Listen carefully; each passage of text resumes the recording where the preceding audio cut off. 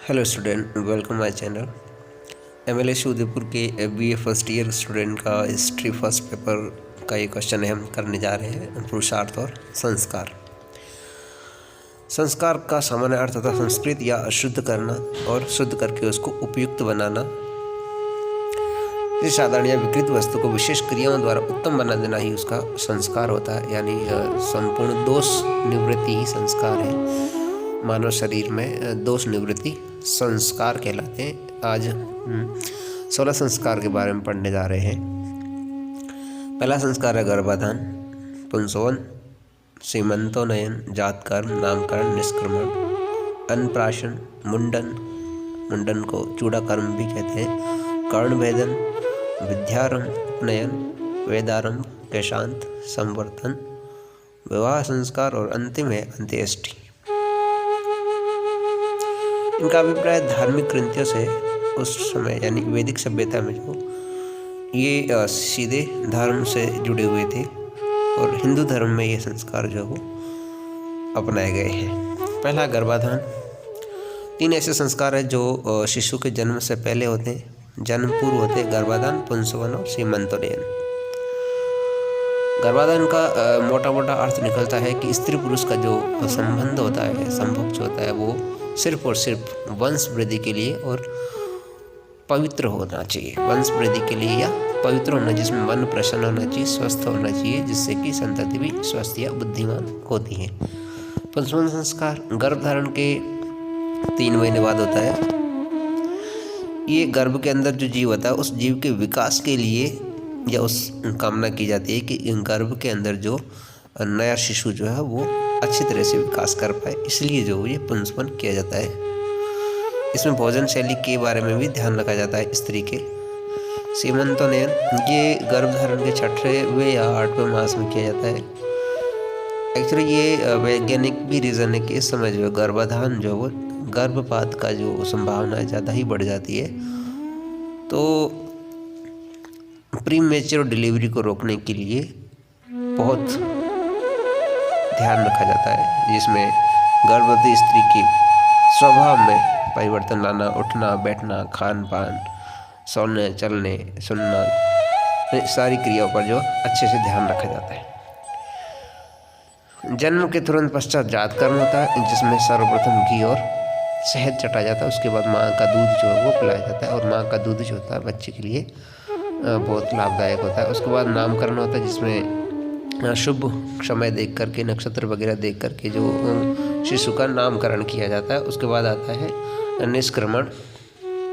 निष्क्रमण का मतलब होता है कि शिशु को प्रथम दृष्टया जो है सूर्य के यानी प्रकाश के जो दर्शन कराए जाते हैं, ज्योति दर्शन कहलाता है। ये जन्म के 4थे मास से लेकर के 5वें 6वें मास तक ये सब करवाया जाता है और शिशु को जो आसपास के वातावरण से अवगत भी कराया जाता है। उसके बाद अन्नप्राशन संस्कार, यानी माँ का दूध अब तक पी रहा है बच्चा, अब जो है वो उसको सर्वप्रथम खाद्य पदार्थ खिलाए जाएंगे और बालक के बाकी का पोषण का जो ध्यान रखा जाएगा।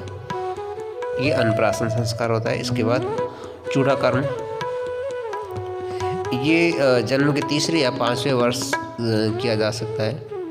मुंडन संस्कार होता है ये, जिसमें स्वच्छता से रिलेटेड है। ये शारीरिक स्वच्छता और बौद्धिक विकास इससे होते हैं। तो जितने भी दूषित कीटाणु जो है उससे सुरक्षा के लिए चूड़ाकर्म यानी मुंडन संस्कार होता है।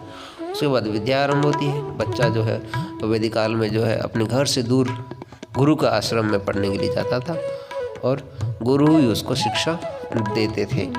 तो घर से जैसे ही गुरुकुल में जाने की तैयारी होती थी तो विद्यारंभ संस्कार कहलाता था। और वैसे ही विद्या जो घर पर भी माता पिता जो है बच्चे को पहले देना शुरू कर देते थे, यानी पूर्व विद्या। कर्णभेद संस्कार, इसमें जो है शारीरिक रक्षा से रिलेटेड है ये, यानी शरीर के अंदर जितनी अशुद्धियाँ हैं वो दूर होगी। उसके साथ साथ श्रवण व्याधियाँ मतलब कठिनाइयाँ परेशानियाँ जो सुनने में आती है उसको वो भी दूर होगी। उसके बाद यज्ञोपवीत, ये संस्कार जनेऊ धारण से रिलेटेड है, जिसमें जनेऊ धारण किया जाता है, जिसमें लघु संज्ञा या दीर्घ संज्ञा के समय जो जनेऊ कान पर लपेटा जाता है, जिससे कि स्वच्छता का संदेश जाता है। उसके बाद विद्या आरंभ संस्कार,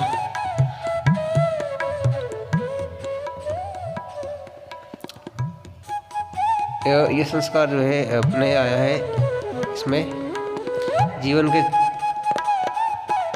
चहुमुखी या संपूर्ण जीवन के विकास की बात की जाती है। फिर कैसान संस्कार। इस संस्कार का उद्देश्य बालक को शिक्षा क्षेत्र से निकालकर सामाजिक क्षेत्र से जोड़ना होता है, जिसमें गुरुकुल से निकल कर जो है बालक अपने वापस पुनः अपने समाज में प्रवेश करता है। उसके बाद संवर्धन संस्कार है। संवर्धन संस्कार गुरुकुल से विदाई से पूर्व किया जाता है। इसमें गुरुकुल परंपरा समाप्त हो जाती है और अब वो है गृहस्थ आश्रम में प्रवेश करता है। उसके बाद विवाह संस्कार। विवाह संस्कार से आप बहुत भली भांति परिचित हैं, आपको समझाने की या बताने की कोई ज़रूरत नहीं। यही संस्कार वैदिक काल में होता था, जो वर्तमान में भी होता है। अंत्येष्टि संस्कार यानी शरीर नष्ट होने के बाद यानी मृत्यु हो जाने के बाद में जो संस्कार किया जाता है, एक तत्व जो पंच तत्वों में बॉडी या पूरा शरीर विलीन हो जाता है, उसके बाद में वो ये संस्कार किया जाता है। अंत्येष्टि संस्कार करने के अलग अलग तरीके हैं, लेकिन वैदिक काल में जो है अंत्येष्टि संस्कार जो होता था वो दाह संस्कार होता था। दाह यानी जला दी जाती थी। उसके बाद पुरुष की बात करते हैं। धर्म। धर्म का मतलब होता है स्वयं का स्वभाव है, स्वधर्म है, स्वकर्म है, उनका कर्तव्य का पालन करना ही धर्म है। उसके बाद अर्थ। अर्थ का वैसे मतलब तो धन होता है, रुपये पैसा होता है, लेकिन अर्थ उतना ही होना चाहिए जो कि भौतिक सुख सुविधा जो है हमारी संपूर्ण हो जाए, यानी ज़्यादा ना बचत करना है, ना ही बहुत कम कमाना है। तो धर्म अर्थ के बाद में आता है अर्थोपार्जन होता है, तभी तो परिवार पूरा चलता है। काम। काम का मतलब काम वासना संभोग ये भी लगाया जा सकता है, यानी संसार में जितने भी सुख कहे गए वो सारे सुख काम में आते हैं। तो मन शरीर वचन से जो है वो शुद्धता होना, समाज राष्ट्र है उसकी शुद्धता होना ही काम है।